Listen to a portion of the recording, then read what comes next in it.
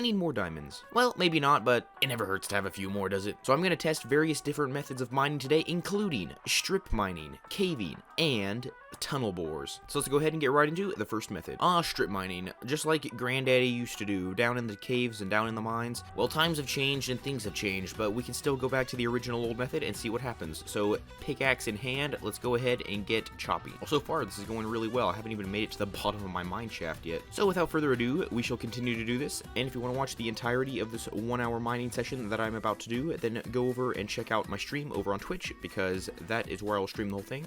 But in any case, in 3, 2, 1, boom! And yeah, we're back. We're done. That was fast. Like I said, if you want to check it out, just finished up a live stream, which I talk about lots of cool stuff in podcast form while I do it. In any case, though, this is what I got after 1 hour. This was a tiny bit that I picked up on the very end of the mining in the last bit of after the hour had finished. But in any case, this is all of the materials that we got from that 1 hour of doing the square strip mine method thingy.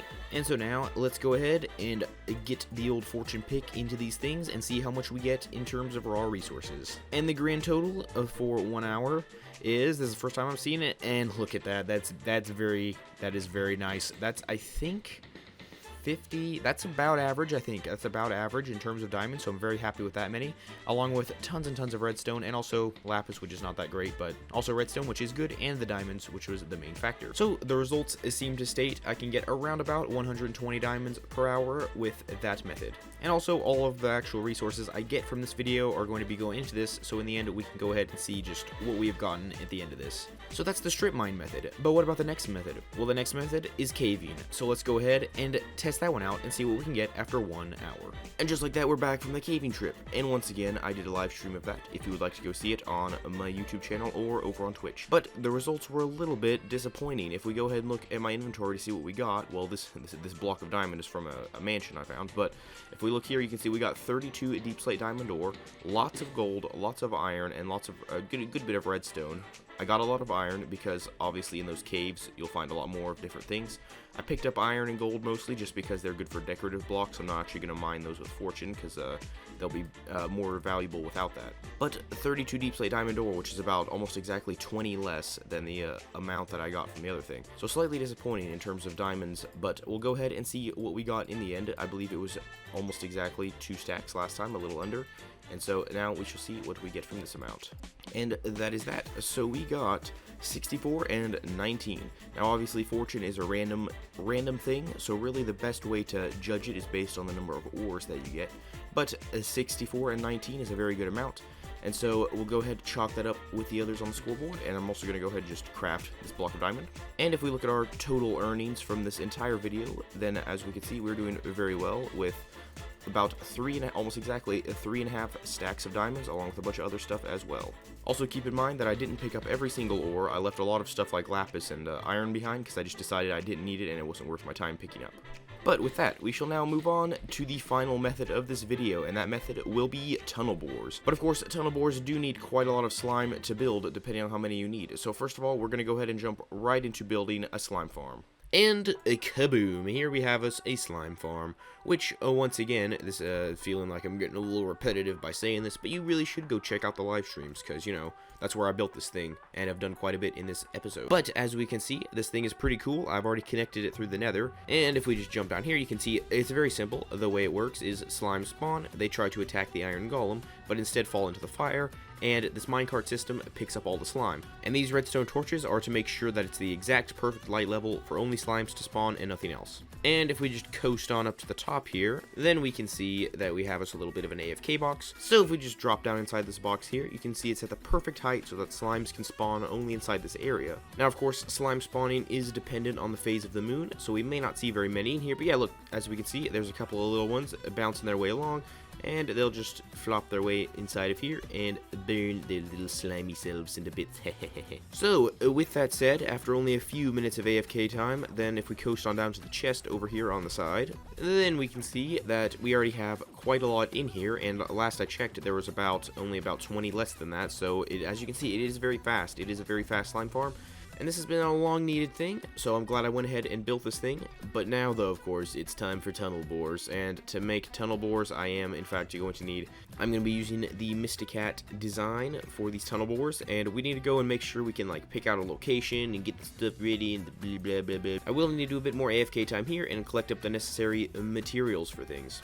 So as step one, we need to find a location to build these things. Now I want to make sure that this is a location to build them, which is far away from everything else, to make sure that we don't run into anything that we don't want to run into. Also, stuff here that you probably haven't seen in any video yet. Live streams again, you might want to, you know, go check those out if you want to see what's been going on there. Video coming soon someday about that. And I suppose that this place is as good as any, so let's go ahead and start drilling down to the bottom. Probably going to end up falling to my death into some kind of a lava though. Fortunately, I do have a totem in my hand, so hopefully that will save me from anything too bad. Ugh, like these guys. Ugh. Ah! Well, this is not going so well so far, is it? Fortunately, no massive drops yet. And to be sure that I'm above lava, then I think I'll stop right about here. And now I need to dig out a pretty good large area. So each spot needs to be 17 by 3 by 4, but I want to have a bunch of these.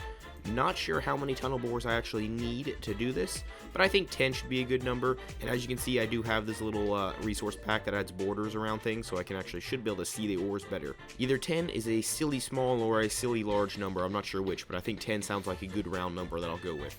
So 17 blocks long and 3 blocks wide, which means that it needs to be 17 blocks long and about 40 blocks wide to make sure that I have enough room to have space in between. So it looks like the digging may take a little while today, so let's go ahead and jump right on that.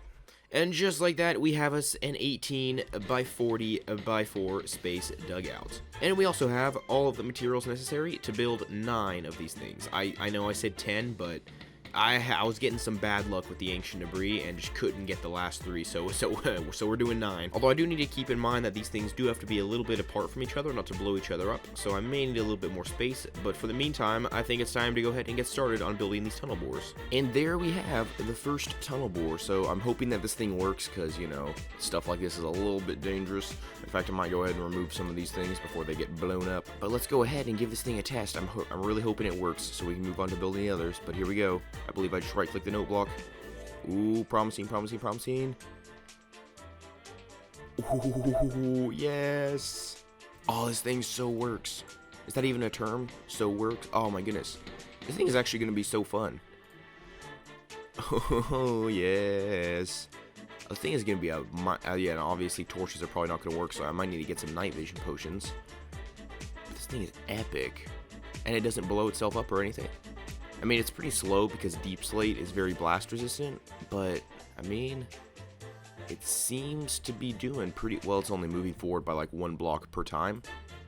But the thing is, I'll be able to cover a large area with this thing, because what I'm going to be able to essentially do is build, like, I think I have enough materials for 9, so hopefully there's enough room for 9 of them down here. Oh my goodness, I just found some. I just found diamonds already. Either I got lucky.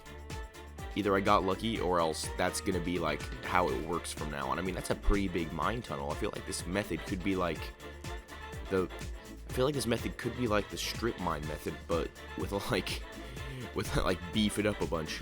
And so there we have it. Finally, I got all of the tunnel bores put together, and as you can see, I've been testing them all out just to make sure they work, and that's why they're all kind of offset from each other.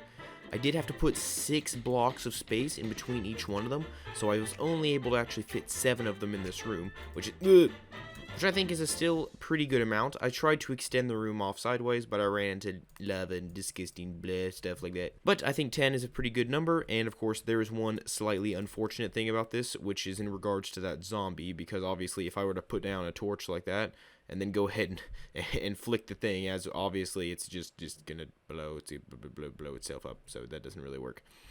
But still, I think I'll probably brew up some night vision potions, but when I actually do the mining trip itself. But anyway, so essentially I'm going to give a quick demonstration of how this whole thing works. I do have to make sure that I keep them roughly in line with each other, or else they'll start to blow each other up a little bit. But what we can do is just simply do this. This is basically what I'm going to be doing. You basically just click the note block, and then you go click the next note block, and then you basically just go down the line doing this. and obviously by the time you get to the end, the first one is already long ago since reset. And so then what you can do is just run down to the end here, and then you essentially run down this side, checking for diamonds out of all the newly blasted areas. And of course, I've built it at the correct Y level, so we don't have to worry about any of the lava-filled caves. But we can just run down the whole line and see, make sure they're all good, and then we'll run back over here and start clicking them again and running through. I fully expect at least one or more of these to break at some point during the hour. Hopefully they won't, but you know, it is pretty likely. You know, whenever you're working with TNT and 9 machines, that's how it goes. So I'm going to go ahead and run these babies for 1 hour. I won't be live streaming this one just because, let's be honest, that would not be very interesting, although not sure if my previous ones were super interesting either, and so I've decided to maybe not run this one. But I will run these things for 1 hour, and unfortunately I can't set up a nice cool time lapse for this because of technical issues. But either way though, I will see you back again in 1 hour, and we'll see what we have. Look at that. We have been so boring, as in boring with tunnel bores, that we've gone quite a distance in an hour. Now, not a huge distance, I might have expected a little bit more, but I mean, these things have blazed a trail straight through the solid rock all the way through here. And it's been pretty insane. It's been lava filled as well, but luckily I did build them above the lava layer, so we didn't have to run into that. Toward the end, I did run these last two a little bit further, just so I could be a little quicker with it. But overall, these things went really well. Even like ran into a cave and stuff with them. And these things are just really fun to use. Like, check this out. I mean, we've seen it before. Just boop. Maybe diamonds. Uncover diamonds. That'd be cool. Nope, nothing.